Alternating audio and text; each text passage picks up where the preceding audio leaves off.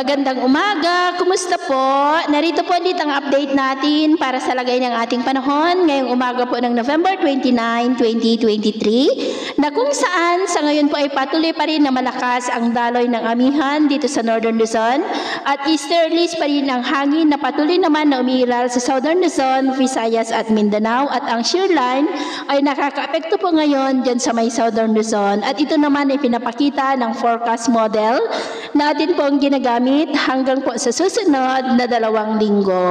At sa lagay ng ating panahon, ngayong madaling araw ay maulap po ang kalangitan na may mga pulupulong pag-ulan dito po sa may Cagayan Valley, Cordillera, Metro Manila, Quezon, ilang bahagi ng Bicol, Oriental Mindoro, Northern Palawan, Capiz, Cebu, Bohol, Leyte, Samar Provinces at sa malaking bahagi ng Mindanao. At mamaya po ay sisikat ang araw sa malaking bahagi ng ating bansa pero maulap pa rin ang kalangitan na may mga pulupulong pag-ulan dito sa may Cagayan Valley, ilang bahagi ng Ilocos Region, Quezon, Cordillera, Camarines Norte, Romblon, Oriental Mindoro, Negros, Cebu, Bohol, Leyte, Samar Provinces at malaking bahagi ng Mindanao. At mamayang hapon, mas maraming lugar na muli dito sa ating bansa ang makakaranas ng maulap na kalangitan na may mga pulupulong pag-ulan. Kaya mag-ingat po tayo sa banta pa rin ng mga pagbaha at pagguho ng lupa.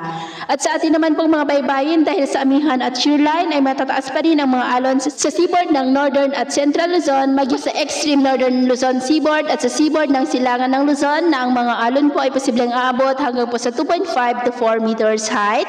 Kaya iwasan po muna natin ang papalaot dyan sa mga may kulay pula para po mas makaiwas sa mga sakunang pangkaragatan.